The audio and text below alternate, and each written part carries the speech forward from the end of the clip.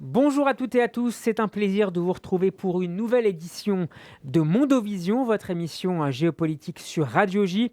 Vous pouvez nous écouter sur radioj.fr et sur l'application Radio Player France, une émission que j'ai le plaisir d'animer en compagnie de l'historien et géopolitologue Alexandre Ader. Cher Alexandre, bonjour. Bonjour.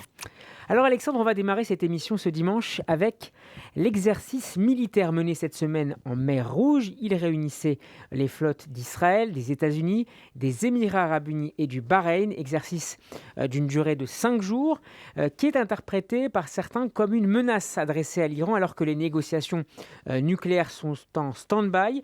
Alexandre, est-ce que vous partagez cette analyse ? En gros, c'est certainement vrai, mais je serais plus intéressé par la question de la mer Rouge elle-même. La mer Rouge, c'est en fait le débouché du canal de Suez et elle arrive à Aden, où l'instabilité politique de ce qu'on a appelé le Yémen unifié, qui n'est aujourd'hui qu'un vieux souvenir, est permanent.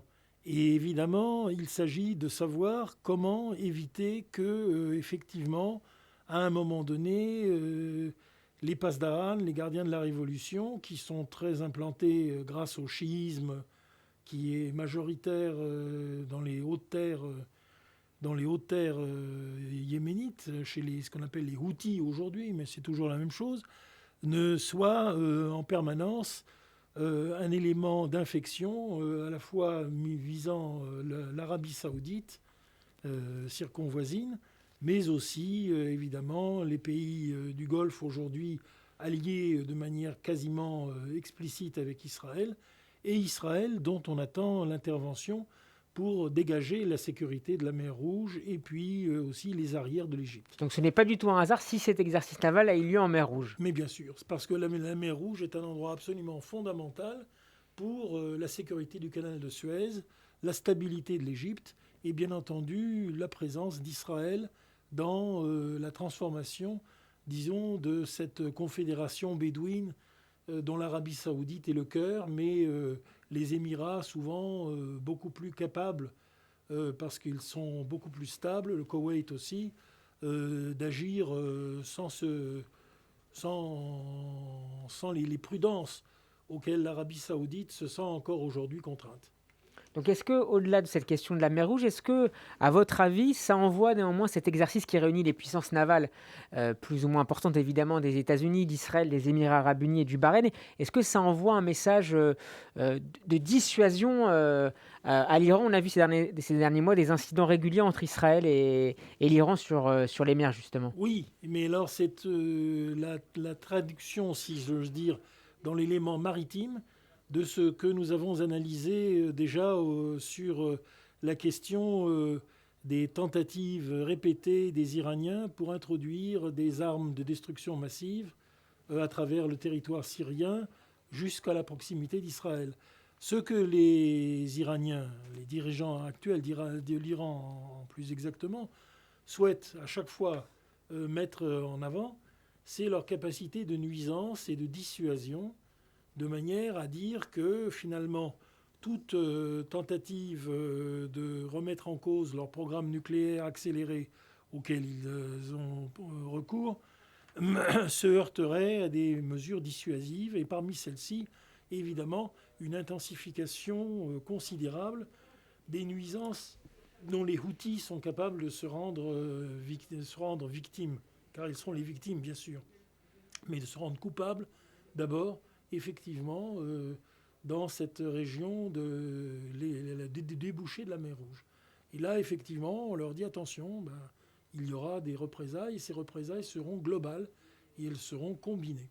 Certains experts parlent quasiment de guerre navale entre Israël et l'Iran en raison de ces multiplications d'incidents maritimes. La semaine dernière, l'état-major naval iranien a d'ailleurs organisé un exercice important dans le golfe d'Oman. Est-ce que vous redoutez, Alexandre, qu'au fil des incidents, qui ne sont pas toujours révélés au grand public évidemment, tout ça débouche sur une escalade très sérieuse entre Israël et l'Iran? Si d'escalade il y a, elle vise en fait le complexe et les complexes, disons, nucléaires, de Natanz, etc. C'est cela le véritable problème. que pour le reste, Israël est parfaitement au courant. Il n'y a pas de... Les choses sont contrôlées. Justement, cette guerre navale est une espèce de guerre en dentelle pour envoyer en permanence des messages et des messages répétés en leur disant attention, attention. Mais il s'agit en fait d'une gesticulation. Personne n'a envie d'engager une grande bataille navale avec les forces iraniennes. C'est d'ailleurs inutile. Et bien entendu, ce n'est pas les forces iraniennes navales qui sont en cause. Elles sont d'ailleurs pas dérisoires, mais elles ne sont pas très, très puissantes. Ce sont les forces nucléaires qui sont actuellement en œuvre, je le répète, à Natanz et dans un certain nombre d'autres sites nucléaires sous le contrôle de l'État iranien. Alors le nucléaire justement, Alexandre. Cette semaine a eu lieu un échange téléphonique entre le ministre français des Affaires étrangères Jean-Yves Le Drian et son homologue iranien Abdollahian. Une rencontre a également lieu entre ce ministre iranien et Philippe Herrera du Quai d'Orsay. Jean-Yves Le Drian a appelé l'Iran à un retour rapide. Ce sont ces mots aux négociations sur le nucléaire. On a évoqué la date et elle est a priori confirmée, la date du 29 novembre pour une reprise au moins formelle des négociations entre l'Iran et la communauté internationale et échange des négociations qui auront lieu à Vienne en Autriche. Est-ce que c'est simplement une reprise formelle, ça fait partie d'une sorte de ballet diplomatique, ou croyez-vous, malgré l'élection en juin dernier d'un président ultra-conservateur à la tête de l'Iran, Ebrahim Raïssi, est-ce que vous croyez en une possibilité de relance de ces négociations? Il n'y aura pas de négociation. Raïssi est un homme qui a beaucoup de sang sur les mains. C'est un assassin, mais c'est aussi un dur. Donc, bien entendu, il n'a aucune intention de négocier quoi que ce soit. En revanche, il a bien compris qu'il lui fallait, malgré tout, donner le sentiment que les négociations continuaient. Et d'une certaine manière, la communauté internationale est unanime à penser que plutôt que de ne tenir qu'un discours de force et de menace, il fallait en permanence imposer à l'État iranien un processus négocié. Pourquoi ? Eh bien parce que quand les Iraniens négocient, bien sûr, ils n'ont aucune intention de continuer de respecter leurs paroles, mais en même temps, ils sont pris dans un problème de calendrier, des inspections, des demandes qui doivent être rejetées. Bref, tout un processus qui fatigue l'État iranien et le rend un peu moins virulent. Bien entendu, le vrai sujet, c'est le renversement de cet État iranien par tout simplement les pressions politiques qui vont s'exercer et imposer finalement des élections libres pour la première fois dans le pays, et donc véritablement la fin du régime Khomeini.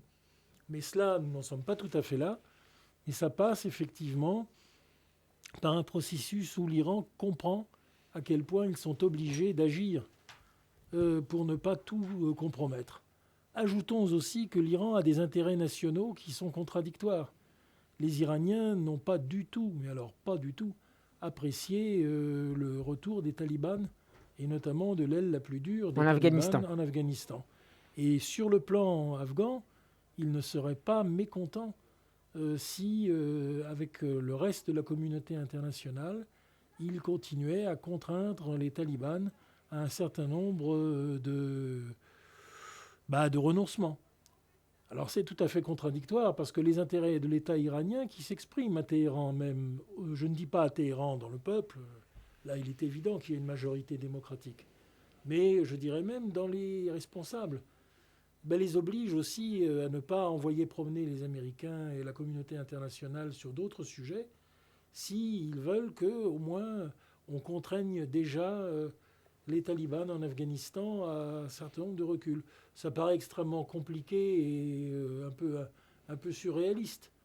Mais c'est le caractère très, très complexe de cette situation, dans lequel, évidemment, nous sommes en Iran dans un état en complète transition. Et bien entendu aussi, si on veut encore complexifier, je rappellerai que l'Irak est aujourd'hui maintenant un état très majoritairement chiite, et dont le véritable inspirateur, l'ayatollah Sistani, qui, tenez-vous bien, est lui-même iranien, et extrêmement populaire en Iran, souhaite l'abandon total des dispositions constitutionnelles de Khomeini, comme ce qu'on appelle la Velayat Efari, c'est-à-dire l'autorité de l'autorité théologique qui doit l'emporter sur l'autorité politique. Ils veulent le simple retour à la démocratie en Iran, et ce n'est pas impossible. Et d'ailleurs, les dernières élections... Les Irakiens qui connaissent eux aussi des pressions de tout genre, sont une carte très importante dans la transformation de l'Iran. On a vu d'ailleurs le réveil nationaliste irakien lors des dernières élections législatives au début du mois d'octobre, porté d'ailleurs par des chiites, mais qui souhaitent prendre un peu de distance, voire beaucoup de distance, avec le voisin iranien. Alexandre, un dernier mot sur cette question. Qu'est-ce qui se passerait si cette reprise de négociations à la fin du mois de novembre ne débouchait sur rien? Est-ce qu'il faudrait prendre de nouvelles sanctions? Est-ce que ce seraient des sanctions unilatérales américaines ou il faudrait repasser par le Conseil de sécurité de l'ONU? Et si c'est le cas, comment faire, puisqu'on sait que les Russes ne sont pas et les Chinois ne partagent pas forcément la même position que les Américains ou les Français? Il y aura sans doute des sanctions unilatérales américaines, mais ce que peuvent un certain nombre de ces acteurs auxquels vous faites allusion, c'est au lieu de protéger le régime iranien, de s'abstenir. S'il suffirait qu'ils s'abstiennent sans jamais voter les résolutions américaines pour que celles-ci passent. Sans utiliser leur droit de veto, donc. Voilà. En levant le veto, en disant, voilà, il faut qu'on discute encore, etc. Et à un moment ou à un autre, il est possible que la combinaison de ces pressions, y compris sur un personnage comme Raisi, soit de nature à le faire réfléchir. Il y a un moment donné où il ne pourra pas continuer ce jeu jusqu'au bout. Alexandre, ce qui est intéressant également, et j'aimerais que vous nous aidiez à en décrypter les enjeux, c'est ce qui se passe en Syrie. Le média saoudien Al Arabiya a annoncé cette semaine que le régime syrien avait exclu du pays le commandant de la force Al-Quds, c'est la force d'élite des gardiens de la révolution iranienne agissant à l'étranger. Il s'agit de Mustafa Javad Karafi. Selon Al Arabiya, donc, Bachar el-Assad aurait décidé de cette expulsion en reprochant au commandant iranien d'avoir causé une guerre régionale inutile et non voulue par Damas, et ce sur le territoire syrien évidemment. On sait que la Russie souhaite également limiter autant que possible l'influence iranienne en Syrie, que Moscou considère comme sa chasse gardée. Est-ce que le vent est en train de sérieusement tourner pour Téhéran dans ce dossier syrien ? Oui, je le pense. En Syrie, c'est particulièrement important puisque la Syrie, c'est par la nature même de son territoire, un pays limitrophe de l'État d'Israël et un moyen donc permanent d'exercer une dissuasion sur l'État israélien. Et précisément, les Russes qui, dans cette affaire, sans être les alliés d'Israël, ils ont leur propre politique, mais en étant quand même beaucoup plus attentifs à ce qu'ils peuvent faire pour éviter tout heurt avec Israël. En gros, les Israéliens laissent les Russes retrouver finalement à l'attaquer, et sur la côte libanaise et syrienne une influence qu'ils n'ont pas retrouvée, par exemple en Ukraine. Eh bien, s'il y a un endroit où la Russie reste une grande puissance incontestée, c'est là. Et donc, c'est la raison pour laquelle, effectivement, Bachar Assad, qui n'aime pas du tout les intégristes islamistes, il les a combattus toute sa vie, et particulièrement dans la guerre civile terrible qu'il a eu à traverser avec Daesh. Eh bien, Bachar Assad, qui est actuellement une sorte de miraculé de la politique locale, même s'il est, à mon avis, très fatigué et très diminué, eh bien, il est en train, effectivement, de faire en sorte que les Iraniens disparaissent de l'équation syrienne, ne puissent plus utiliser le territoire syrien dans le but de dissuader Israël. Et donc, ce que veut Bachar Assad, c'est cela. Israël est tout à fait prête, de son côté, à laisser Bachar Assad administrer la Syrie comme il le souhaite. Donc il y aurait une convergence d'intérêts entre les Syriens, les Israéliens et les Russes sur ce dossier pour écarter l'Iran de la carte, en tout cas de la carte syrienne. Avec un dernier facteur, l'émergence aujourd'hui des chrétiens, qui sont quand même très importants au Liban et ils sont encore en Syrie, des chrétiens, comme on dit, des chrétiens d'Orient. Une chose qui n'était jamais acceptée par ces différents groupes, les uns pro-syriens, les autres anti-israéliens, les autres au contraire alliés déjà d'Israël, c'est le cas des maronites libanais. Et bien maintenant tout ça c'est fini. Il y a une réunification chrétienne qui est venue des chrétiens d'Irak. Ils sont encore une minorité mais qui étaient menacés de disparition. Des chrétiens de Syrie et en fait l'ensemble de ce groupe chrétien est en train de jouer très favorablement pour une alliance avec Israël qu'exprime le patriarche maronite Masra Lasfer, qui en est maintenant le véritable porte-parole.